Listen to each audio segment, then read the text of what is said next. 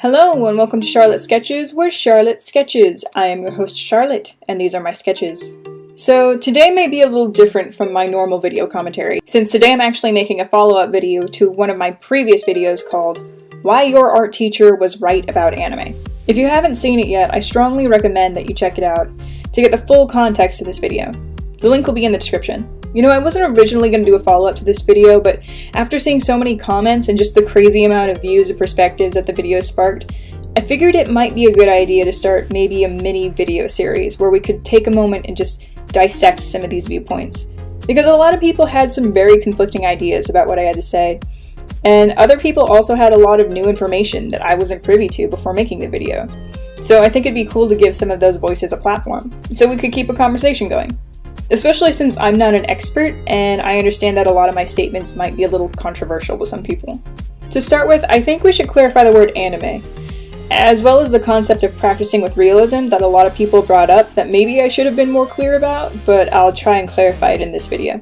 Side note, there was also a couple people who mentioned some companies in the West that I hadn't heard of before, and I'd also like to do a video on those companies because I think it's totally amazing, but I don't feel like I have enough information on the topic yet to speak frankly about it. So that'll be a future video for some other time. But for now, I think we should go through a couple things.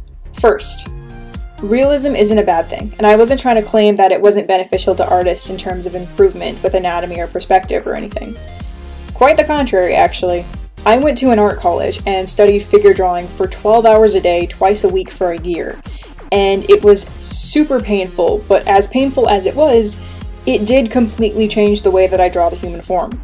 It also helped me see shapes rather than objects, and I became a much better artist for it. And by better artist, quote unquote, what I mean is, I could accomplish drawing what was in my head easier because I'd been given the practice necessary to do so.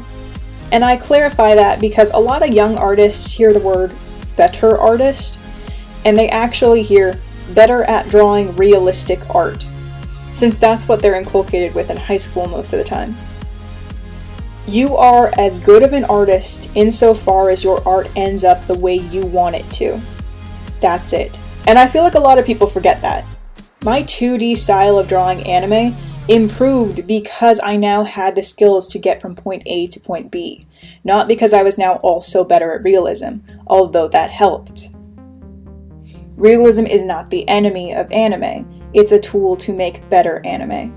That's what I was trying to say. It just felt frustrating that people thought that, oh, because they have to do realism now, they can never go back to anime. That's not what I was trying to say. With that out of the way, I think we should define the word anime, and what I mean when I say it. A lot of people stated, and rightly so, that anime, quote unquote, means animation. And what I was actually referring to was manga, which is in drawn form. However, I'd argue that this isn't entirely correct either. For instance, is this anime? I don't mean the show. I mean, is this anime? This image? Is it still anime? It's not moving, and so it couldn't technically be called anime, with the definition that anime is animation. So what is it? It's not part of a comic strip, so in that case it can't be classified as manga, which translates literally to just comic. So how do we classify it? I think, to be completely honest, when we say anime, we're talking about a movement. Something that you know when you see it, but you don't need to know where it was made to understand that it's anime. After all, anime itself has many different styles, but you can't deny that it's all anime. Whether it's animated in Japan, whether it's animated in Korea, when you look at it, you know what you're looking at. That said, this actually brings me to one of the questions I wanted to pose to you guys. See, earlier this week on Tumblr, a new person came across my nice patron comic and posted a question that seemed 100% reasonable, but after I thought about it, it kind of had some interesting implications. They said, do you read this left to right or right to left? It sounds like such a simple question, but it implies so much about the nature of manga in the West.